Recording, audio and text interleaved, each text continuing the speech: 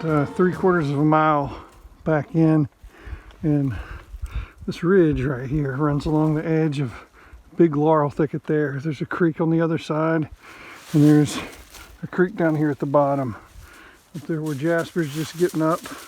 I've had a mineral site for about 2 years now. I've had this camera mounted on it. That's some of the pictures you guys have seen on our Facebook page.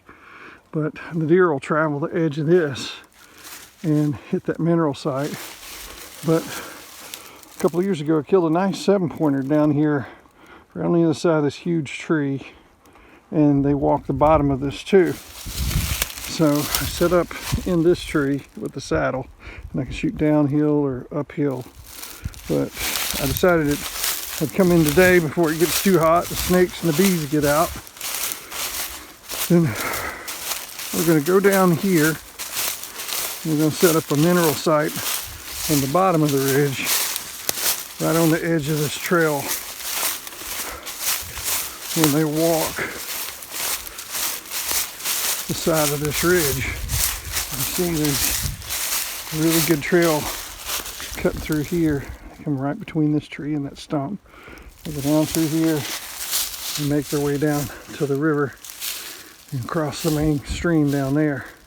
They come right up across that log right up through here. So we're gonna go to this old oak stump that's rotted out, and we're gonna put minerals on this, and that wood will soak up that salt and those minerals, and the deer will come through here and they'll hit that, lick on that salt, get the minerals and stuff in, and hopefully this will set up a habit where they'll come through here and hit this on a regular basis. But they walk right along the edge of this. Me and Brad came in here and set stuff up, and this tree right here is see that one right there? It's the one I set up in, and I can shoot down here. It's about 24 yards, and I can shoot to the top of the ridge. That makes for a really good setup. So if they're walking the edge of those laurels, or if they're walking this path down here on the bottom, I'm right in the middle of it, and usually with a good wind, they'll walk right down through here and not even know I'm up there. I've seen quite a few deer here. So what we've got here is just trace mineral, granulated trace mineral from Tractor Supply. It's got salt and trace minerals in it, and we're just going to pour it over this stump and around the base of it. Like I said, the wood will suck that into the wood, and the deer will come along and just chew on the wood to get the salts and the minerals out of it. Now, the state encourages you to use liquid minerals, which this will, once it rains, this will go right into the wood and be absorbed. This won't be laying around like a block. Blocks are not illegal, but they can be considered litter. That's the way the state writes it. I use this powder, and it dissolves and goes straight into the wood or straight into the dirt much quicker than a block would. But the way the regs are written, this is totally legal.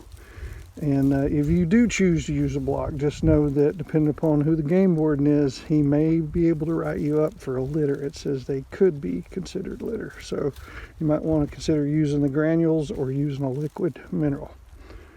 We'll just pour it on here, and that'll be it. So all we did is just dump that bag over this stump, all around the back side of it here, over the top of it, around the roots.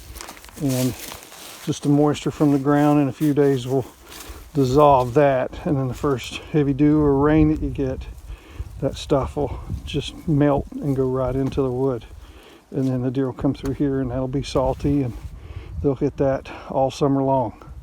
So we'll eventually hang a camera on this, probably August. I'll come in here August and hang a camera and try not to get snake bitten and yellow jacket stung, and we'll see how this stump's looking in August, and see how the deer are hitting it, how big the antlers have gotten. So hang around, we'll see what shows up this fall.